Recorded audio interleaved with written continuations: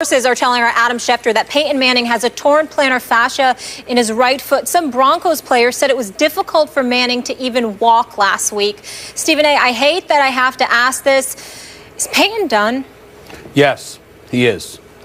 After this season, not during this season. I think that he'll be back at some point. I think that he'll get himself healthier. He will definitely look better because the truth is he can't look much worse.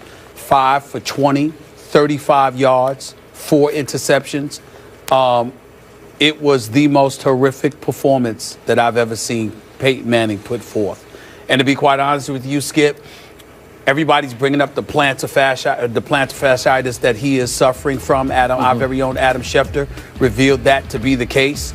Folks can go ahead and use that as an excuse so much as they want to. I don't.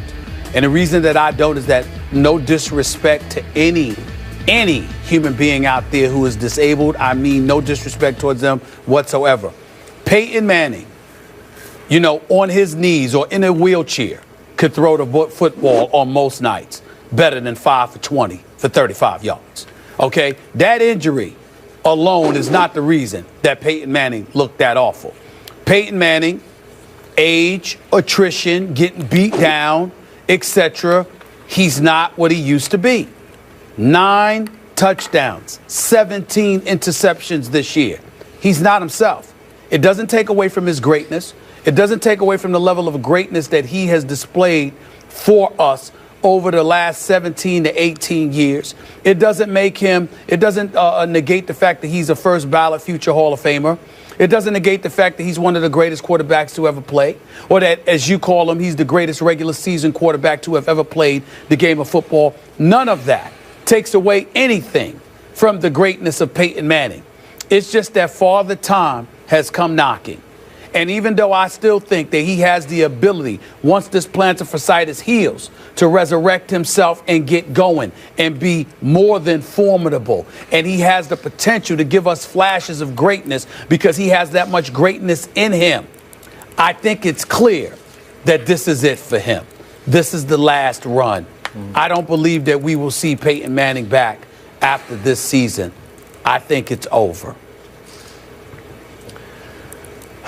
I hear all the points you just made. I'm not sure I agree with you on this one.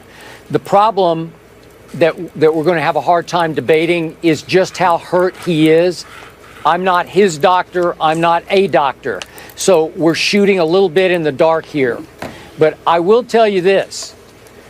I'm going to give him a break for the plantar fascia because anyone who suffered from merely plantar fasciitis, just inflammation of the plantar fascia, for those who don't know, it runs underneath your foot. Yep. Once it gets inflamed, I've had it from running marathons. Any runner's had it, probably in some varying degree. Right. You can't walk. You can't get out of bed in the morning on it. And if it was frayed a few weeks back, they said it really got worse at Indy, then if it actually started to tear, man, that's a big problem for a 39-year-old who was already suffering. I remind you, Stephen A., he was on the injury report for a shoulder and for ribs. So his body is betraying him at age 39.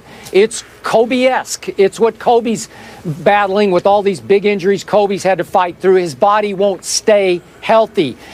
Peyton's obviously playing a more violent game than Kobe, can't stay healthy. But again, I'll do whatever case scenario you want to make this, best or worse. It's possible that Peyton's done for the rest of this year, but does that mean he's done for next year? I don't know that. It sounds like he's been battling through all sorts of various degrees of injuries all year long. And again, if you've got plantar fasciitis alone, it would be hard to push off. It would be hard to get any velocity on your throws. And again, if Peyton Manning at 39 is just throwing only with his upper body and no legs, I can see where he'd lose a whole lot of velocity. So I'm going to give him a break on that score. Again, the year has been pretty miserable, but I keep reminding you, there have been about 3 fourth quarters when Peyton Manning's looked pretty much like Peyton Manning. I remember the game at Kansas City. You remember the night game. Yesterday against Kansas City at home, he did not look like Peyton Manning. It was abysmal, and I thank Gary Kubiak for saying, hey, it's on me. I should have stepped up. Clearly, he knew the doctor's internal reports. He should have just said no. I know you're Peyton Manning, but we can't risk you out there in this shape that you're in because you're borderline unplayably hurt right now. Well, so they let him try, and he got embarrassed. Well, let me lean on your expertise, Skip, in terms of what you talked about with the plantar fascia, okay? Peyton Manning is completing less than 60% of his passes for the first time since 2008. Since 2008, he's completed a minimum of 66% of his passes. All right, so whatever you want to point to as it pertains to his plantar fascia, did he come into the season with it? I have no knowledge of that. If it's something that, from my understanding, it's something that has developed over the last few weeks.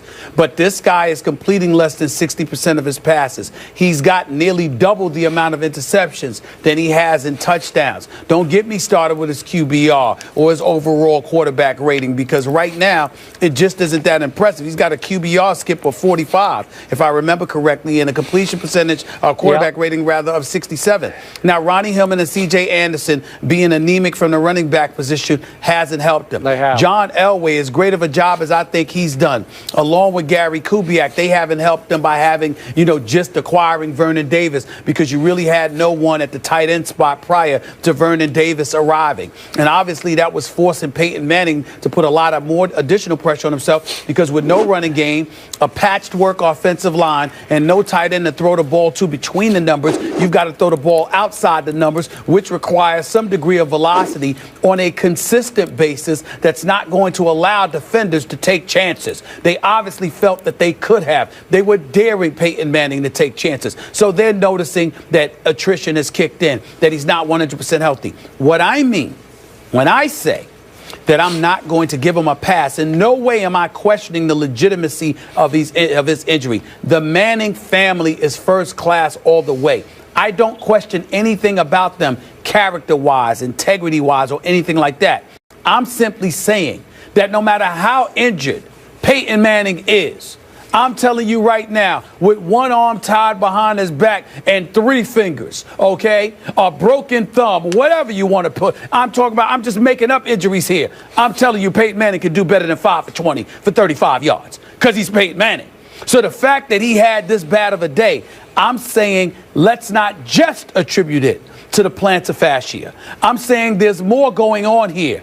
There's the age of attrition. There's that birth certificate that keeps collecting dust. There's your body being worn down. There's the 4 neck surgeries from a few years ago. There's a multitude of things that have come into the equation that has led me to the conclusion that his time has arrived, that he will say goodbye, because I think Peyton Manning has too much pride to just hang around and be average. If he can't be great and can't be that leader you know him to be, I don't believe he's going to stick around and deal with it. Just like the more I watch Kobe right now, the more I'm convinced Kobe ain't coming back after this season. This is it.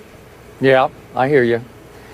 Well, I hear what you're saying. Again, I told you, I prefaced my comments by saying it's hard to know how hurt he was yesterday, so we're shooting in the dark there. I'm going to guess he was way more hurt than you think he was. That's fair. I think it was so debilitating that he shouldn't have been out there, and it was a disaster, obviously. But I will tell you, he got that team to a 3-game lead even now in its division. And I thought at times he was pretty good this year. He's better than a lot of starting quarterbacks. He still is. So I thought he played well enough to still think in the back of his mind, if I'm healthy, I can still play this game. Now, what happens down the stretch right now? Could he get healthy in 2 games? Can they win a couple games or 1 game with Brock Osweiler? I have no idea. I will tell you this. Bottom line to this discussion, you had already predicted that Denver would take care of New England's unbeaten streak. Remember, at Denver in a couple of weeks. Doesn't look good now. I don't know. Maybe that's a break for Brady. Again, no Edelman, but now maybe no Peyton. So maybe it does look good for Tom Brady. I'll tell you this, Brock Osweiler ain't beating New England. I promise you that. No. I'm pretty sure that's true. And I'll tell you this, a lot of people are picking up Brock Osweiler on their fantasy teams. Manning still one game shy of breaking his tie with Brett Favre of most wins by a starting quarterback in NFL history. Coming up, another Super Bowl MVP is struggling. Is Green Bay packing it in?